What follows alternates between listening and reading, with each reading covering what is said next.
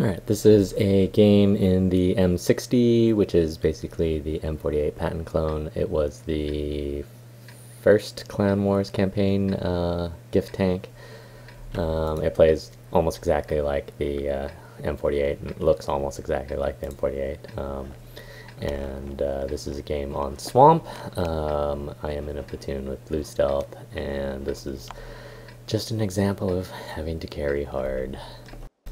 So south spawn swamp, you always want to go to guard the south bridge. It's always very important.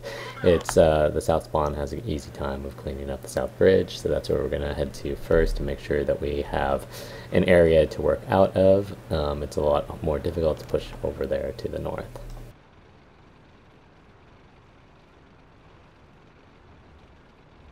And so both Blue and I are headed this way. We've got a couple of JPEs that are headed to this north area, which should be more than enough to anchor that, to give us enough time to clear out this south area. So Blue is in a T62, which doesn't have much depression. You always want to give the tank with less depression the inside of this hill, and the tank with more depression you'll put on the outside. You have to be careful. The tank with the more depression, the tank on this outside is vulnerable to artillery fire, so you have to be ready to move back. It's always important, if you can, try to track people on this bridge. Try not to get shot by E100s. And so they pushed up an E100 and a JPE over here. The E100 is kind of stranded out there, and the JPE is now stranded over here. If you look on the north, our IS-3 pushed across. They brought a T-62. See our JPE, he was up, but he's going to move back here, which is fine. You don't want to be, if you don't have enough up here, you don't want to be overly aggressive on the north. You want to be able to just wait. And for now, all we really need to do on this south area is keep these guys lit, let Artie do some work, let other guys, who aren't, being stared at by large guns, shoot these guys. It's a trap! And Blue does a much better job of actually dealing damage here than me. But again, as long as you just keep these guys lit, and they will, as long as they're still out there, you're going to be able to own them.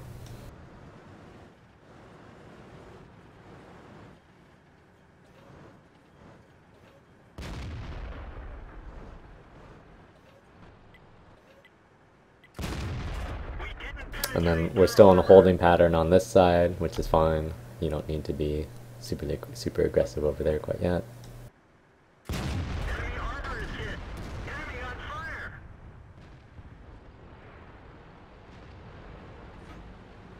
And then that E100 finally went down. Double fire on the E100, which always hurts. And then now just the JPE on this side, and then we've already taken out then two of their bigger guns in the game. Unfortunately, our T-62 sits there and he gets wall-upped by the JPE. We do have a bunch of guys coming around onto the flank of this JPE, so it's simply a matter of time. Especially since apparently I ain't gonna damage them. It's a trap! They've moved up an E50M through the swamp here. So this E50M is a danger to our team because of he can get shots on these JPEs really easily, so I need to make sure that I can root him out of here and at the very least push him back. They're starting to come across this north bridge though, so that's something that also that I have to pay attention to.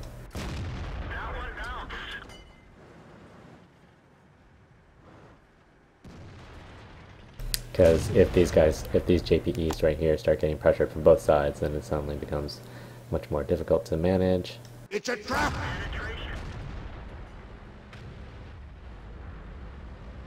And then I overexposed myself here on this E50M. I didn't need to pull out that far in order to shoot him, and I take a lot of unnecessary damage, which is not good because it's basically put me down to one shot for some of these tanks out here. But the good news is that the rear of these JPs are clear until, oh yeah, I forgot about this JP2. There's a JP2 that rolls up. It's a trap! And we have an ISU back here, who should theoretically be getting shots as well. So they've got a lot of tanks here. They have an AFK mouse in the base, and right now Blue is shooting at him, and I'm yelling at Blue to leave the AFK guy alone. We've got more than enough issues here that we need to deal with, and so like all of these guys that are shooting at this mouse right now, are not shooting at these guys over here, and that's going to create a larger problem down the line. And then so now that ISU died over here, so we really have nothing over there. This GWE actually rather wisely moves over to the middle here, which is the smart move.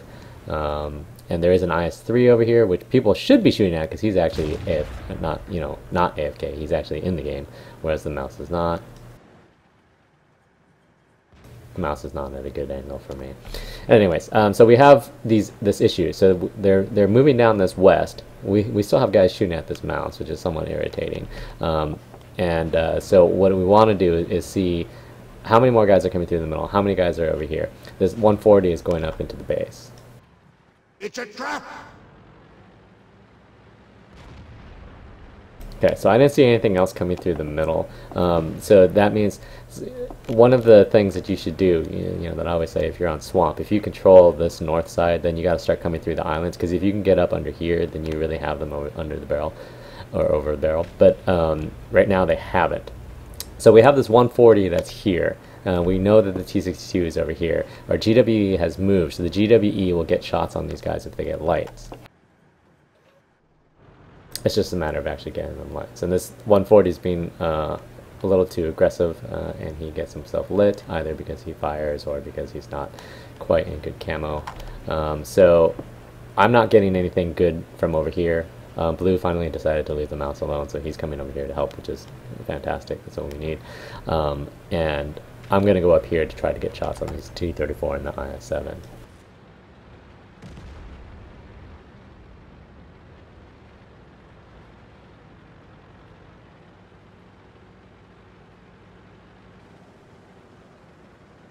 And unfortunately our 140 gets owned.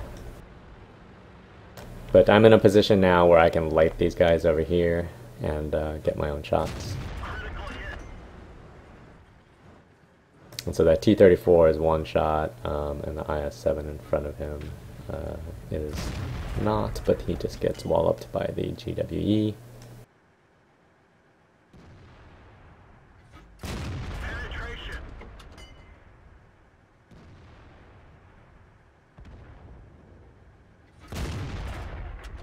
And I know that they're back here, either hiding behind the tanks. I know that there's a firing lane through here because the T-34 went through here.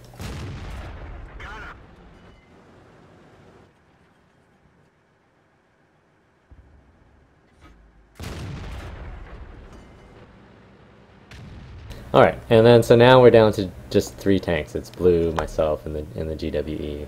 The GWE has actually done a really good job so far. This T-62A is pushing up. Blue spots him just as he comes up. And so what I let him commit to moving in, and then all I have to do is poke up and use this little hill.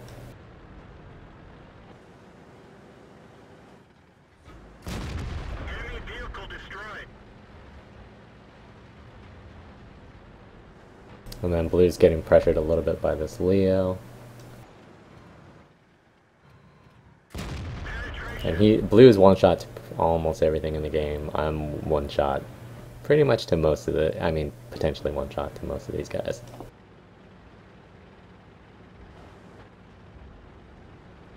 But Blue's able to take out the Leo, which is good because then it leaves us with just the 140. The 140 can't one-shot me, so and he's one-shot himself, so I know that I'm going to have a reasonable chance. Our GWE got lit back here, probably by either the Leo or the 140. So now it's just down to Blue and myself. But the guys that are left over don't really have that much health.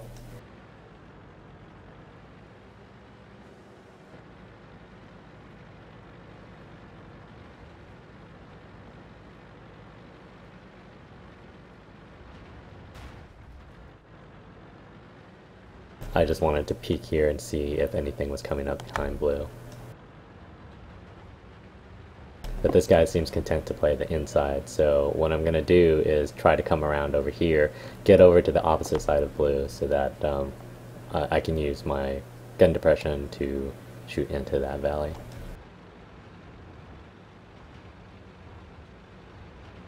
And then basically what Blue has to do is just make sure that he doesn't get flanked by this guy, because I'm leaving his flank here and moving to this other side. And I know the T-34 is out there someplace, but I also know that he's one shot, and he's probably a little bit reluctant to just push in. And so I need to check this south bridge first to make sure like the T-28 or the IS-3 aren't coming over, or the mouse, didn't come back. And then what I can do is just move over this side and peek over and see if I can find the IS-3. If not, then I can look to the left and pick up the 140. But as it turns out, the 140 was in the process of shifting, which allows me to take him out fairly easily. Okay, and then so now we know that we have 3/8, an AFK mouse, and the artillery. So the T-34 is going to have seen me lit over here killing the T-62, so I think the T-34 is going to continue moving this way. And so Blue and I essentially switched positions. He said that he's going to go over the south bridge, which is fine unless I die to the T-34. But yeah. And then, so I just want to see where this T-34 is. Is he in the same place? And he started to move up that one line. And so I had an option to take kind of a bad shot there, which would have probably lit me, but I decided not to shoot because I was not lit. I'd much rather wait. And then see how he remains lit this whole time. So if he remains lit, and see how he poked out there for a second and then he moved back. So if he has Sixth Sense, his Sixth Sense isn't going to go off a second time if he's not delit.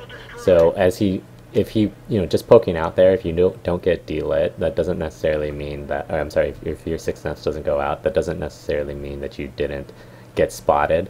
It might be that you were just spotted the entire time like he was.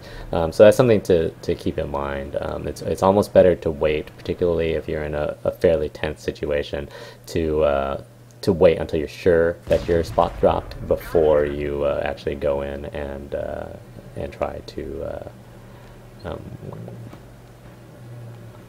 move forward. Okay, and so we were able to take the mouse out. The T-28 poked out on Blue, so Blue was able to take him out. I know that the IS-3 was over here, but that was some time ago. So essentially what Blue and I are going to do is we're going to both advance up this side at the same time. So the rationale is the IS-3 can potentially one-shot either of us. It's slightly less likely that he'll one-shot me, so I'll be the lead tank here. And then the idea is that if I die to him, Blue just has to be in a spot where he can finish him off, because we know that this guy's one shot. As it turns out, he's facing over by where the T-34 was, which I'm not sure why, because he saw me kill the mouse. He saw me kill the T-34 and then the mouse. So the only place that I really could have been for that is probably right up here. And then I'm just waiting for Artie, and Blue's pushing up the side. And so when you have two people left, one Artie, you're essentially one shot to either of them. You should push in together.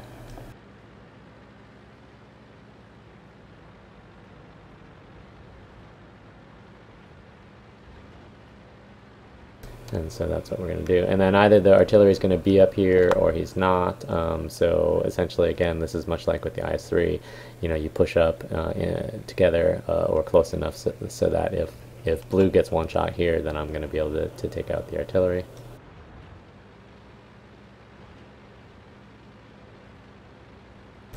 And he's not on this upper plateau. There's just under 2 minutes left in the game. Blue's going to go check the A line real quickly to see if he's just, hiding down there. And then otherwise we're going to get on the cap and force him to come to us. The bat chat already is fast enough that he could drive away, and we might theoretically never be able to find him if he's able to hide well enough.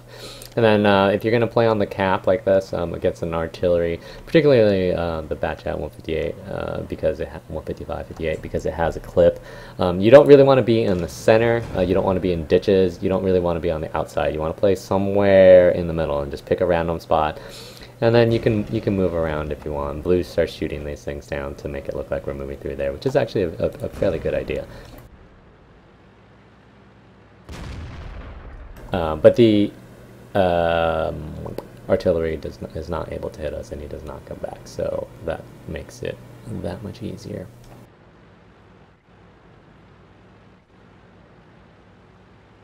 And that's pretty much the game. So I guess two highlights. One is, You should try not to take as much damage as I did. I overexposed myself to kill that E50M, and that limited my options after that. And it was a situation where, you know, if any one of those guys had hit me with a lucky shot, that, you know, we probably would have lost this game. The other thing is that if you have an AFK guy in the base, please prioritize him very, very, very, very low. When we wasted a lot of time and a lot of shots on that mouse, and he didn't actually even die, and that's not what you want to see out of your teams.